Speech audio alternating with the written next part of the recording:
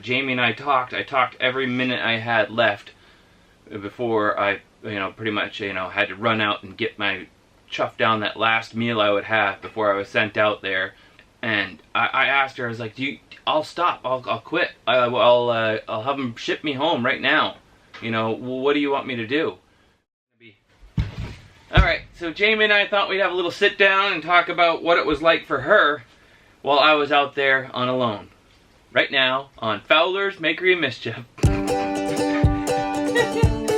is that funny? I just, I felt like I was sounded like Bill Greenway's announcing, this is... So you sound professional, that's But it's still funny.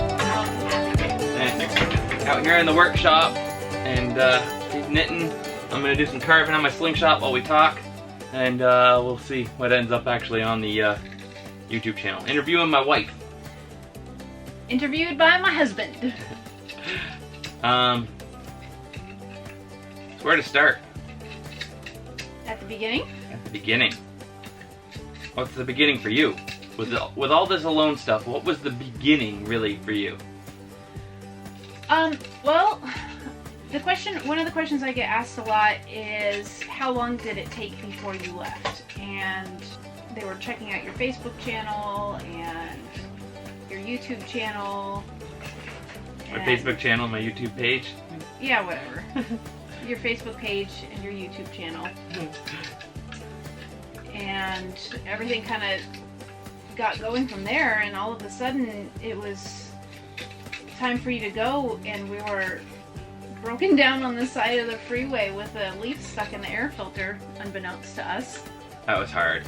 And they didn't show it on the TV show, but we were both sobbing uncontrollably as you drove away. Yeah. There was a little glimpse of that because it was a big me in the car, and it was hard. Yeah. That was really hard. So your adventure kind of started at that point. And for me and the kids, we got to sit on the side of the road in the car and wait for a tow truck to come pick us up, which took about another 45 minutes. So probably right around the time you were getting to the airport, we were getting picked up on the side of the road by the tow truck and getting towed back to the house. And we went about a week and a half without a car, getting rides from friends and family to buy groceries and take care of things, take care of the animals, and have hay delivered for the goats and the pigs. And then it was time for you to launch. And when you say family, it's like we don't have family. We have people that we consider family. Friends that are close friends or family. Yeah, they're like part of the family, Right. Like the mafia, part of the family, Yeah, not blood family, but people that are close enough that I would consider them family and do anything for them. Yeah, so I left my wife here with 2 kids, off grid, in a yurt, with a farm, a bunch of goats, pigs, animals, rabbits, and no family to support us outside of our tight-knit group of friends, which, have always been there for us, but, they have their own farms and things that they gotta do too. It's not like they can just dedicate their whole lives to dropping it. We tried to get somebody to come out here, didn't we? To be like an apprentice for the summer while I was gone, to help out. Forgot about that. Yeah, and nobody would jump to it. Like, we'll pay you, to come out and aid Jamie in taking care of the place and the animals so that, Which would only probably require 2 hours of work a day. Yeah. At the most. No takers. No takers. No takers. Their loss. Yeah. The night before you officially launched, because you were down there for boot camp for about a week. And the night before, I don't know if I can do this.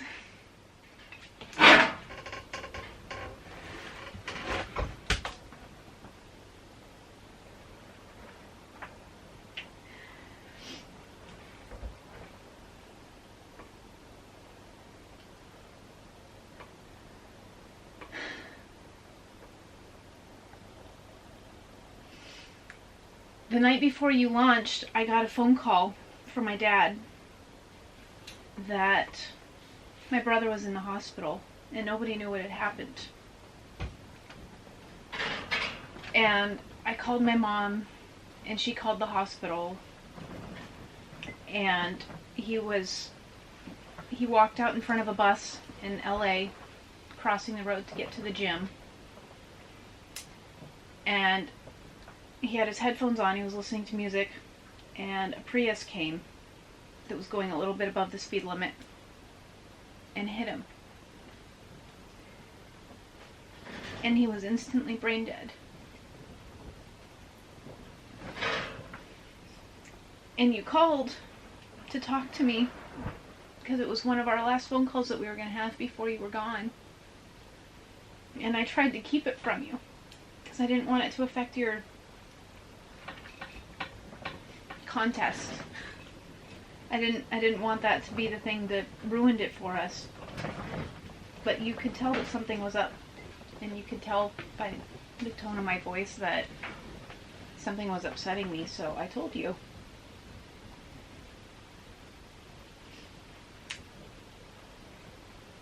And maybe you could say something about that now. May 21st, you know, talking to Jamie, and I am leaving that morning, you know, to go on the show. You know, they are waiting for me to hand over my cell phone, even, saying that it is now time, that the bag was being handed around. It's time to hand over your cell phone, say goodbye to your loved ones. And I said, can I have one more hour, so I'll after breakfast, I'll bring you my cell phone and you could bag it. My wife just told me that my brother-in-law has been hit by a car, and he's not looking good, and he's probably not going to make it. And they're just like, oh, okay, yeah, sure. And Jamie and I talked every minute I had left before I, you know, pretty much, you know, had to run out and get my chuff down that last meal I would have before I was sent out there, you know, and with her, and then had to hand over my phone. And I asked her, I was like, I'll stop, I'll quit, I'll have them ship me home right now. You know, well, what do you want me to do? And she said, no, it's not going to change anything. It's going to be what it is, you know. You know, it won't matter. You know, I know you would come, and but we already talked about this. No matter what happens, you know, you see this through. And I said, okay. And I love you, and you know, I'm going to go out there and I'm going to win this, and so it's going to be a long time. I really don't think it's going to be longer than 72 days, I think I said. And, you know, I'll see you when it's done. And I love you again, and goodbye. And that was the last time I talked to my wife, leaving all that in the air and her to deal with all this. And, man, when I got out there, I got so wrapped up in trying to survive. I actually, you know, thought about it first couple times briefly while I was, you know, first 2 days, and then I forgot about it for a whole week. And man, I kept remembering that throughout my whole journey there. Like, she's still at home having to deal with this. How does she feel? You know, man, you know, I never even, you know, Ryan and I never even had a chance to meet, you know, but you know, it's Jamie's brother. How would I feel? I would be devastated, you know. And then on top of that, your husband leaves you and he goes away. She must resent me. She must be having a hard time. No, she's tough. She's having a good time. So it was another whole aspect to my mental game of just struggling through, wondering about my family. Are they okay while I'm gone? And I just said, one way or another, I gotta see this through to the end so that we have a home. You know, we can't keep going on in this yurt. The family's getting too big and it's too cramped. I can't give up. I'll never give up. I'll never surrender. You know? And so, Jamie she kept going too. I did. I kept going. It was utter insanity, though. I was on the brink of complete madness trying to keep everything together. I had friends that came in, looked after me for the first week, and made sure that the kids were getting fed. But after a week, those visits kind of dried up, and I realized that staying here in the farm and doing the homestead and taking care of the animals was just, it was more than I can handle. The animals were starting to get neglected, and I didn't really want them to suffer, so I sold as many of the animals as I could, and I essentially gave one away for every one that I sold because I was just trying to get out of here as fast as I possibly could. I had a friend that had bought some goats from us previously that came and pretty much took all of our rabbits except for the ones that were so wild that they escaped into the yard. And now we have a bunny colony out in the yard. Yeah. Sorry. Gives me something to hunt with my slingshot, though. Yeah, because they're domestic animals. Yeah, so it's not illegal. And then the pigs went last, and one woman came out to get my last 3 pigs and didn't know what she was doing from the looks of it. And my sow ended up escaping out into the forest. And I had a flight to catch with my girls the next day to go back home to Seattle to be with my mom and my sisters for a memorial for my brother, and I was also officiating for my youngest sister's wedding. So I needed to get back home, and the pig was gone. She just took off into the woods, and I really couldn't give it a second thought. I was kind of upset with the woman for letting her escape, but it was what it was. I mean, we did what we could, and I got rid of all the animals. The rabbits I wasn't too worried about because they're pretty vicious. And I wasn't too worried about the pig either because I've seen pigs fight, and they're pretty vicious. So I figured if she could manage to find water through the drought, then she'd be alright. So Abby and Sparrow and I took off for about 3 weeks. Well, so as much as possible while you were gone and I was trying to keep everything together, I played with the kids. When we got to my mom's place in Everett, there was a children's museum within walking distance, so I went and got a membership for the 3 weeks that we were in Everett, and every day we'd walk down to the children's museum and we played. Abby loved that because it was 3 floors. It didn't look like anything from the outside, but it was huge. And then when we got back to Maine after our trip was over, we spent almost every single day. We would hang out here in the morning and have breakfast and then pack up our bags, and we'd go up to the pond and we'd set up a picnic and we'd spend all day at the pond swimming and playing and sunbathing and napping. And then when it started to get dark, we'd pack everything up and come home and have dinner and watch a movie and go to bed. We spent all of our time just enjoying each other's company and thinking about how much we missed you and talking about you and when's Papa gonna come back, and I really missed Daddy. Abby talked about you all the time, how much she missed you. And I told her that you were just away on a trip and that you'd be home soon. And our job was to have fun until you got back. And right before it was time for us to come back, we started getting some email updates from the producers about you. And there wasn't really a lot of information. Even family members aren't really allowed to have any information about how the contestants are doing in case, I guess, something is leaked. That was just an extra level of brutal on top of everything else I had to deal with, not knowing how my husband was doing. They emailed us and pretty much said, he's still in the game, no news is good news, so we'll let you know if anything changes. And that was it. That was it. Man glitter. Man glitter. Shout out to my beard. Beard accessories. Beard accessories.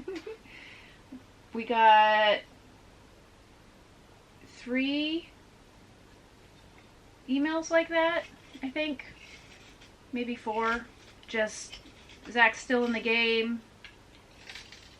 We can't let you know anything else. No news is good news. And that was what I had to live off of for months while he was gone. But I don't think anyone expected that the show was going to go as long as it did. Yeah, I certainly didn't. I didn't either.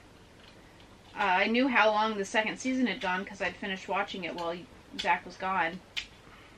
And that day came and went, and then the next day came and went, and then a week came and went after that, and I was just really astounded that he was still in the game.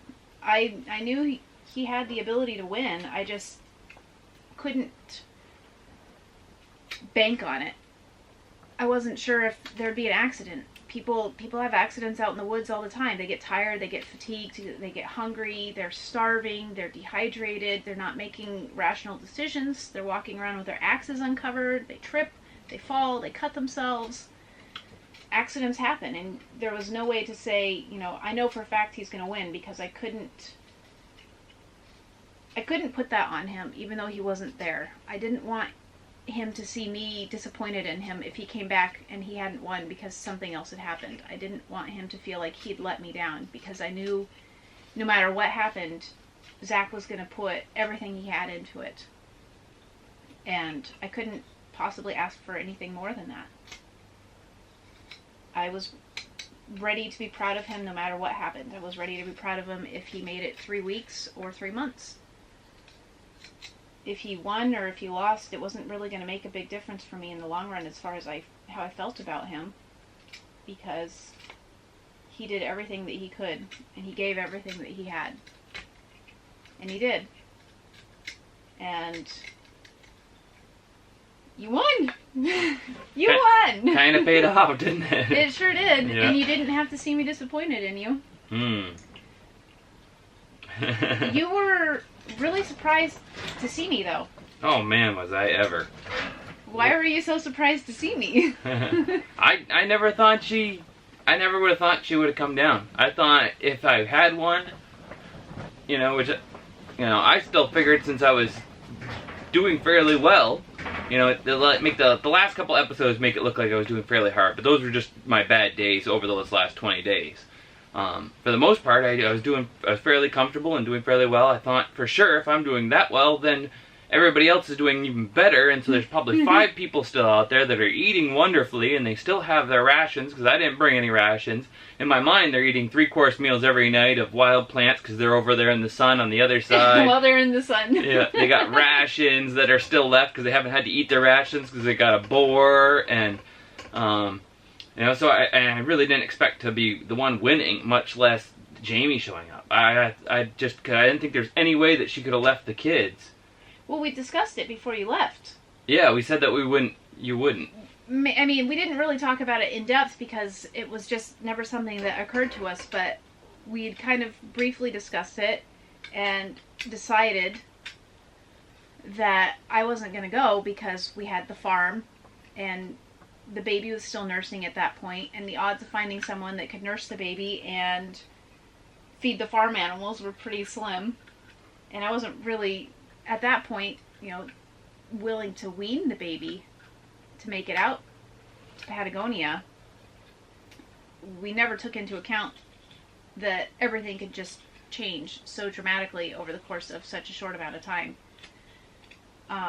So when the show called me and asked me if I had my passport, I didn't have a current passport. So my friend and I loaded the kids up and we drove down to New Hampshire and we got my expedited passport.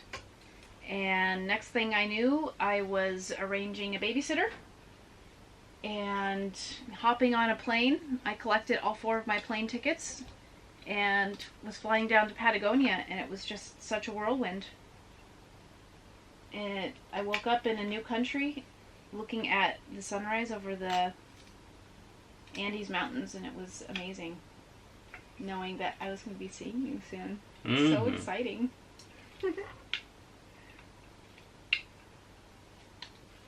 So, you got into Argentina on, the 15th of August? I saw you on the 16th? Yeah. You spent a day in Bariloche. I got in on the 14th because Okay. I spent a night, and then the next day I was shopping. Yeah. Or sightseeing. She's shopping while I'm out there starving. Yeah. Yeah. I was busy looking at touristy trinkets, waiting for a phone call saying I could come see you. Yeah. And then they said I went out to dinner and got a phone call that I was going to be going to somewhere. A driver was going to come pick me up and drive me about 2 hours to come see you. And then I got to the middle of nowhere and there was no one there to greet me. There was no one that spoke English, so I was sitting in the taxi cab trying to figure out what the heck to do because I had no phone and no one that spoke English and this big resort with no people in it. Because it's winter time, so the place that they kept us at after we came out was all closed for the season. Yep. And with very little bit of help that stays on for the winter to keep the place from freezing solid or whatever. So we went back out and we're sitting in the car waiting for someone to call the driver back because he doesn't know what to do and he doesn't want to just leave me in an abandoned building. And he gets a phone call that says go back to the resort or the ranch or whatever it was. So we went back and all of a sudden the place was just teeming with people. They were everywhere. And they showed me where my room was and brought me into a cafeteria to have some dinner. And one of the executive producers came in and asked if I knew why I was there. And I said, I'm assuming it has something to do with my husband since he's also in Patagonia. And he told me that you had won. And I bawled. I just started crying uncontrollably. It was just such a huge relief. Not even that you won, just knowing that it was over. He said that I would get to see you the next morning. And it felt like a dream because it'd been so long since I'd seen you. It was incredible. Just thinking of the fact that I was that close to you again. I was like, I could feel you. Feel your presence. So the next morning, I woke up nice and early, and there was a car waiting for me and a member of production that was basically there to keep an eye on me and make sure that I had what I needed. So they drove us about half an hour through the mountains and down this valley to the edge of a lake where there was a boat waiting for us. And they said that a boat had just gone to do a medical check on Zach, and we were going to take a second boat out to see him. And we pulled up, and I got out of the boat, and I'm walking up these steps, and they're like, Zach carved these steps into the side of the mountain with his shovel. And here's his first camp, and I got to, take a peek at that because we came in on the boat right where you made your first camp. Yeah. And we're going up the mountain and zigzagging back and forth, and there's these like steep cliffs with hurdle waddle fences, and I was so excited. I was like, oh my gosh, Zach made this! He's right here! I recognize this workmanship. It was so neat to see your work and recognize it. And we get up to the top of the hill, and I can hear you talking to the camera. And could you hear what I was saying? No, I couldn't hear what you were saying. All I could hear was your voice. Yeah. It's like if you were on the other side of the yard. I could make out that you were talking, but I couldn't understand what you were saying. Yeah. So they asked me to wait because they're waiting for just the right moment for me to come out because they've got to have all their camera people lined up just right, I guess. And your back was to where I was coming up over the hill. And all of these branches kept falling out of the trees all around you. And I was so worried that I was going to trip on a branch or get hit by a branch, or you were going to hear a branch falling and turn around and suddenly see me there. So I was kind of like sneaking up, which they didn't show. But you could see how tense I was on the film because my jaw was clenched. I was so cold. And nervous and excited. I was just a basket of nerves. And I got close enough to hug you and put my arms around you. And it was the best feeling in the world. What was it that you said that, Oh! when I looked at you? Which time? I told you that you won and that you had out-stubborned everybody else. Yeah. And that if I ever win another argument with you again, I'll know that you just let me win because you're the most stubborn person I know. You had this 100-mile stare in your eyes that I've never seen since or before that moment. It was a completely feral look. Like you weren't used to having any contact with people, which obviously you weren't. But it hadn't occurred to me just what kind of an impact it would have on you on so many different levels. And it was shocking. It was completely shocking to see that kind of look in your eyes and see how thin you were. And no, he didn't stink. In case anyone was wondering, he just smelled like wood smoke. I've been asked that a few times. Oh yeah, how stinky I was? Did he smell when you gave him a hug? Yeah. No, you didn't smell at all. You just smelled like wood smoke. And when I gave her a hug and kissed her, I look at her, and I didn't realize how dirty I was until I see how clean she is, and her face just smeared with like orange from like I've been like just sooted up from the wood smoke in my place for so long that I just like covered you from, with your white jacket had yellow on it from my clothes being smoked and covered with the smoke for so long. Your beard was completely black underneath. Yeah, I was pretty I was pretty dirty. But man, was that the best feeling in the world, seeing you. I didn't even think about the whole winning thing. No, I don't even think it sunk in when I said that you'd won, because you were just... I was just so taken aback by seeing her, and you said that the way I looked at you, you want to remember that for the rest of your life, because I was just so happy to see you. It was just so blown away. It was amazing. And you could see that in this clip. And, so... Wow, yeah, that was quite the moment. That whole thing. Oh my goodness. Such a roller coaster of a summer. I really thought that it was going to be easy skating for me. Yeah. I thought you were going to be gone, and we were going to have this weekly stipend to live off of, and I was just going to spend all my time at the beach with the kids, go swimming, hang out, take care of the animals, clean out the barn once a week, and to be thrown for such a loop right at the very beginning of everything was very disorienting. But we both managed to survive our summers alone. Your winter alone. My summer. What was it that you said to me when I got back? You said that you, at times, you knew it was going to be okay because, I wasn't gone. I was just away, and I'd be back, Oh, yeah. Because of what had happened with Ryan, it really put everything into perspective. Because when you left us on the side of the road, it felt like he was leaving forever. And I was never going to see him again. And it was just going to be this horrible, hard thing that I had to deal with. And then when my brother got hit by that car and he was pronounced brain dead, and they wheeled him off to his organ donation surgery. Be an organ donor, it saves lives. He was gone forever. I was never going to see him again or touch him again or hear him again. And to realize that I'd been mourning the loss of my husband up until that moment and realizing that he was coming back.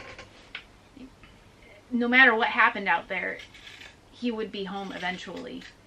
Really just put everything back into perspective, and I realized that this is a hard thing for us to deal with, but it's not so permanent as it felt at the beginning.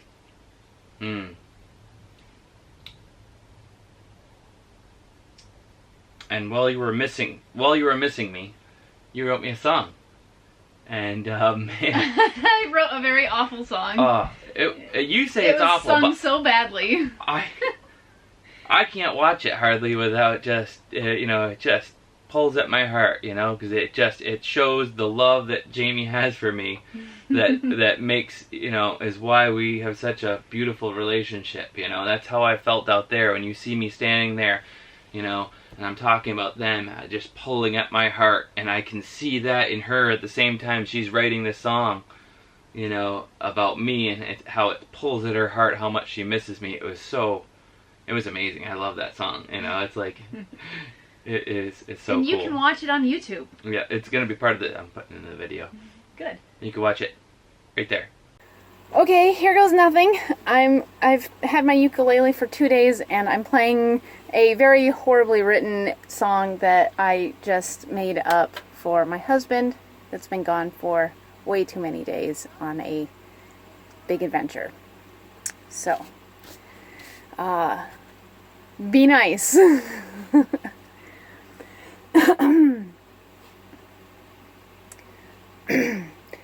I love you and you know why.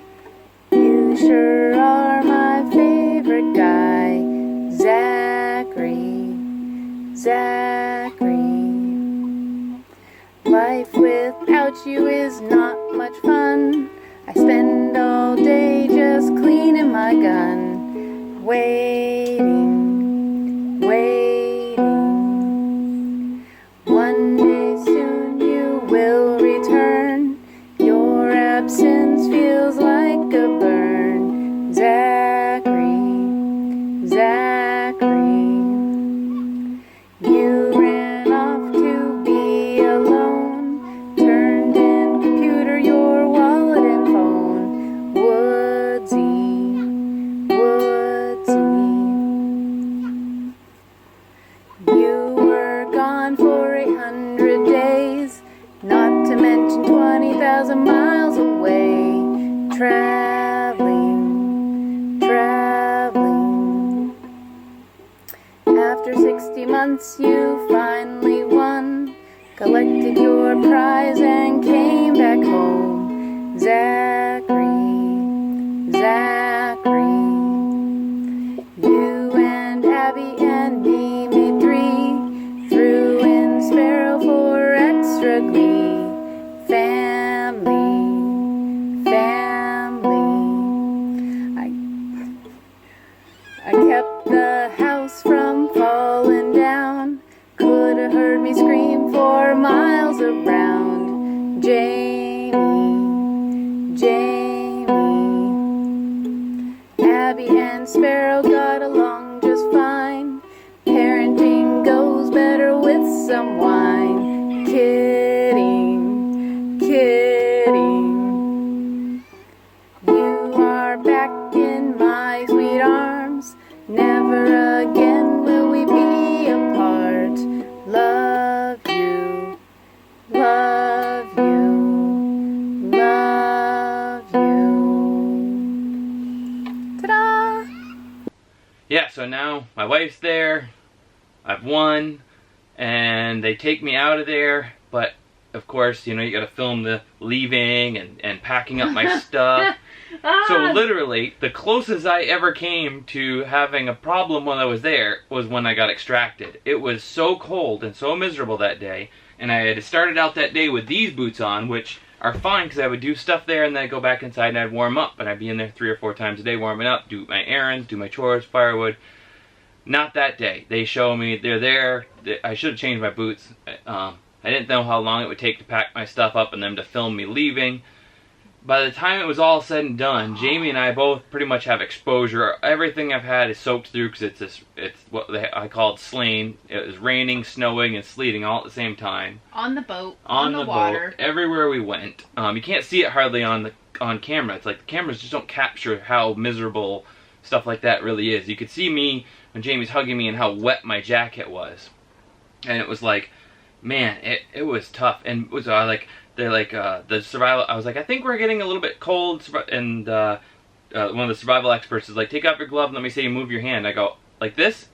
No, not your arm, your hand. I'm moving it. No, you're not moving it. You're like, okay, we gotta go. We gotta get these guys out of here. And they really got the ball rolling. They got us out of there, and we got back, and we were just fine. It was just, we were wicked cold, you know. It's completely soaked through. It was probably 34 degrees and raining. Yeah. It was ridiculous. It was, yeah, it was the closest I ever came to, you know, crashing completely. It was like right when it's like time to go, you know.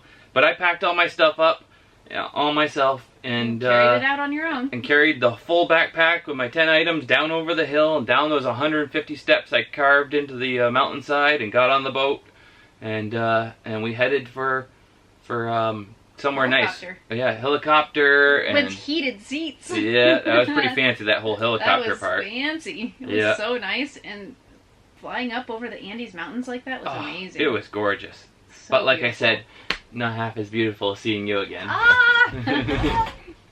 That was pretty special, that whole thing. Yeah, so they extracted me. We went back to the place where they let me stay to, you know, kind of recuperate and feed me and try and get me back to the real world before they brought me back to the real world so much.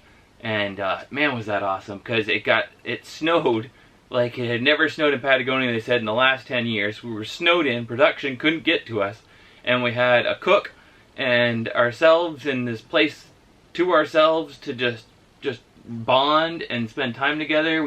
And then the power went out, and the power went out. Cold again. But, well, we weren't too cold, because the heated floors radiated out heat for the whole time. They wouldn't even let me start a fire. So, they're like, because they said the fireplaces were just for show. And I'm like, you gotta be kidding me. You know, it's like, all that, I'm back to surviving again. But we made the best of it. We snuggled under blankets, watched movies on our laptops. Played board games. I ate my, oh man, I ate so much. You ate so much. I could hardly stop eating. I was so hungry. You gained like 10 pounds back in 4 or 5 days. Yeah, it was, yeah, I reinflated a bit really quickly.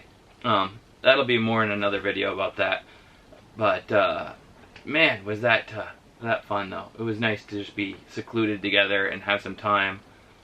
And then you have to go home ahead of me. Oh, that was awful. I cried again when that happened. Yeah. I had to, we went back to Bariloche together, but I had to fly out a day ahead of you.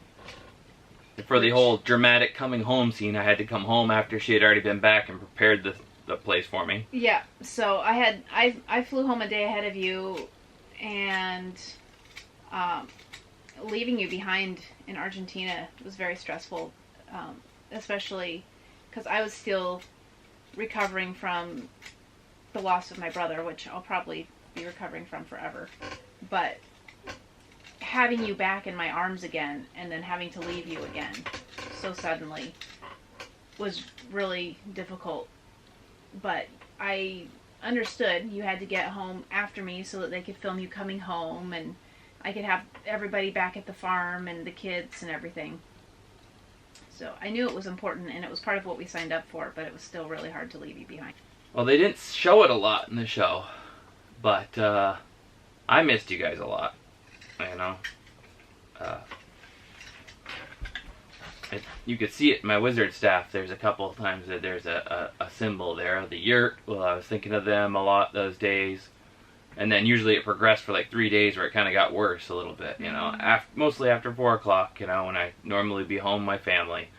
You know, I'd be thinking of you guys, and, you know, twice I felt like I kind of broke down a little bit. And I put it on camera, but never actually ended up on the show, kind of, where I went and I sat somewhere, and it was just like, man, I miss them so much. And, you know, I just like, and for a lot of it though, was I really missed Abby, you know, not that I didn't miss you, you know, but it's like, I felt like Jamie and Sparrow's little baby, they kind of had each other, whereas Abby, you know, being a little older, and, you know, that time leading up till I left was me and Abby would be playing and doing stuff, and you'd be mom with Sparrow a lot, you know, Abby'd follow me around the yard, everything we did together. You know, her and I, she'd always talk to me, be out here in the workshop talking to me while I'm building stuff. I'd tell her all about it. And so I really missed her a lot while I was out there. I missed you guys all a lot. But like, you know, in a lot of ways I thought about her a lot, and how you know, and it's like you start thinking out there like, oh man, I wish I had done this with them. You know, I wish I hadn't told her to go away, or you know, when I was trying to do something serious, or, you know, I wish I had hung up the phone when I was talking to somebody and just paid more attention to them, you know. And it's like, that can be hard, you know. You get out there and your mind starts playing tricks on you, you know. It seems like you didn't do enough. You should have done more when you were there. And, you know, I just gotta, like, focus down and be like, you know what, I'm home. I can make up for that, you know. And I came back and we went swimming and we went, I made us a cool little fire pit area and we spent all of August, you know, and in the next couple months sitting out in our fire pit area every day, just being a family and It was so nice. having little day adventures and watching the kids run around the yard and play and stuff. It was pretty cool. It was magical. Yeah, it was. You know, it's pretty fun. We have a fun life. We usually make a lot of fun, don't we? Usually. Yeah. Like a little squirrel working on my project. Whereas you have like such a majestic, you're always, you know, sitting fully up. I look over when we're driving down the road and I go like this. I gotta practice sitting up better because I like look over and I have to look up at you while we're sitting in the car because I'm slouched, you know, riding gangster style down the road and you're